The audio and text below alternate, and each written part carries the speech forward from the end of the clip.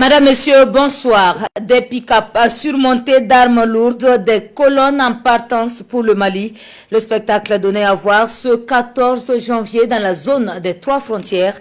Observé de près par les vecteurs aériens, les combattants nationaux n'ont eu aucun mal à causer d'énormes dégâts au groupe terroriste. Les images et le commentaire de Bienvenue Tansa. Après la bataille aérienne d'hier 13 janvier, les combattants du ciel ont décidé de laisser reposer les criminels pour les cueillir à froid ce jour 14 janvier. Ils passent une nuit paisible sous les bois, sous l'œil bienveillant des vecteurs aériens. Au petit matin, ils se disent sûrement que la mort a quitté leur ciel. Ils se réveillent et enfouchent leurs motos et véhicules. Il faut vite quitter ces lieux.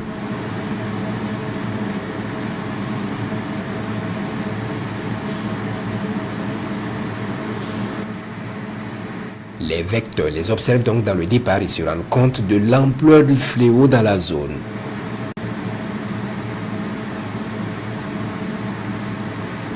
Des milliers de terroristes y étaient camouflés partout dans cette zone des trois frontières. Ils les observent sur des motos et des pick-up à n'en pas finir.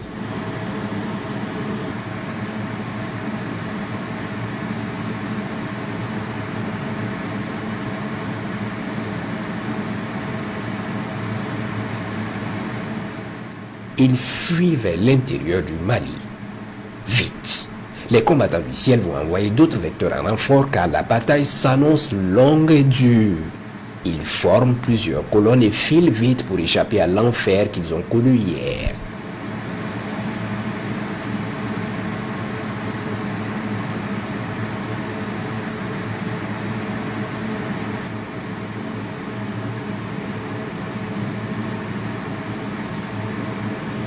Les vecteurs observent plusieurs pick-up montés de mitrailleuses lourdes et de DCA-14 5 mm.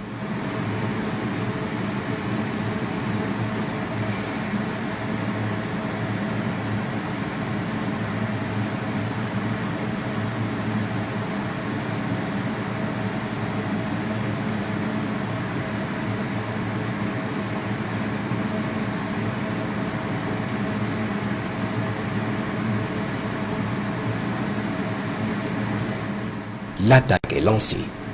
Les motards de tête sont verrouillés puis frappés efficacement.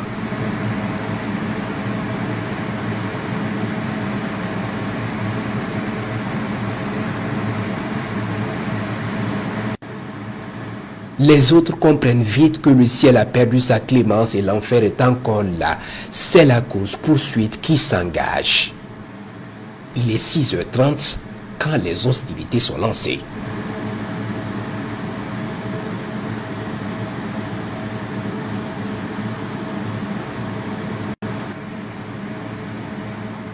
Chacun va se mettre au sérieux et c'est le sauve qui peut.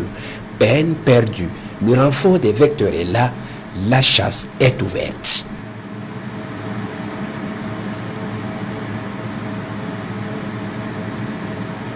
Un premier pick-up est stoppé dans sa course par un missile.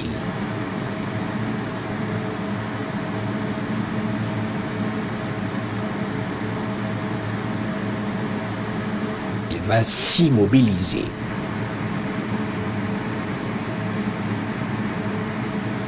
Il est monté d'une mitrailleuse lourde.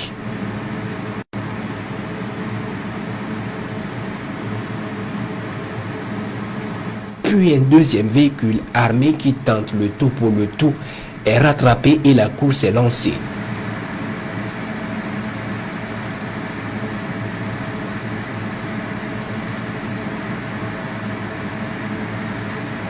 Une vraie course-poursuite à plus de 120 km/h dans la brousse, il sera stoppé par un missile. Il est 7h30, exactement.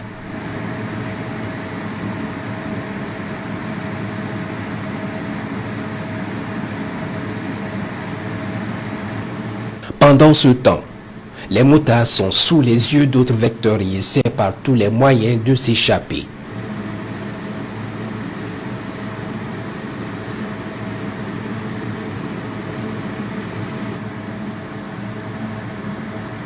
Les véhicules immobilisés vont être complètement détruits par d'autres vecteurs.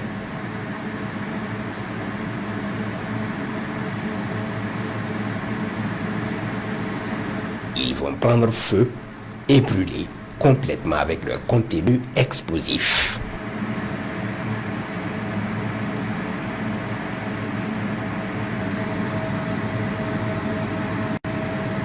Il est 10h30. Un autre véhicule monté de mitrailleuses est pourchassé puis frappé dans sa course folle.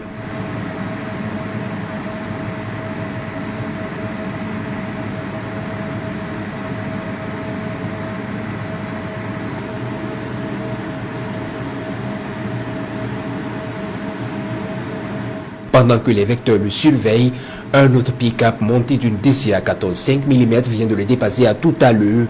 Il est immédiatement pris en chasse.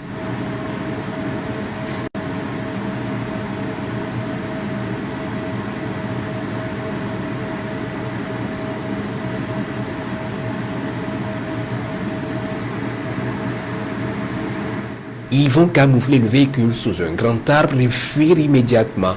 Il est 12 heures. Exactement.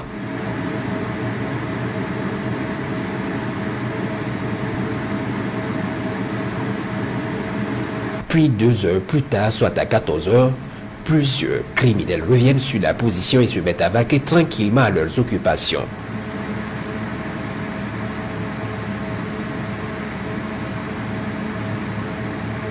Pour eux, ils ont échappé et le danger est écarté. Ils espèrent se reposer paisiblement à côté de leurs bijoux.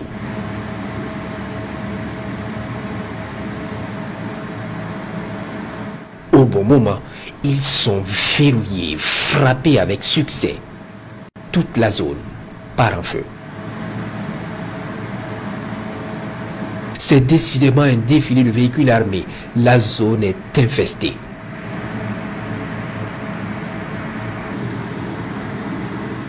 Il est 13 heures. Un autre véhicule monté de DCA 14 5 mm est pris en chasse par un de nos vecteurs. Il sent le danger planer sur sa tête. Il est lourd et a embarqué des munitions sur lui. Il va vite se mettre à couvert, espérant se tirer d'affaire.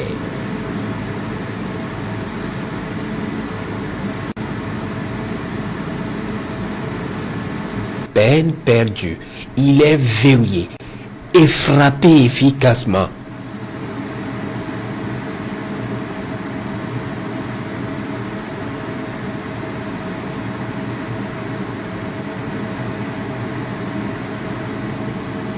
Il part en feu et finit par exploser.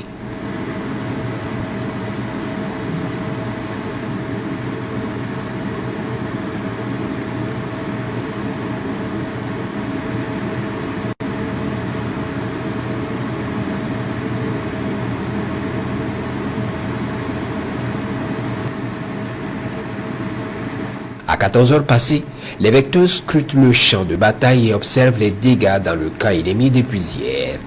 Une dizaine de véhicules montés d'armes ont été détruits. Plusieurs dizaines de criminels et leurs motos anéantis. Les opérations se poursuivent.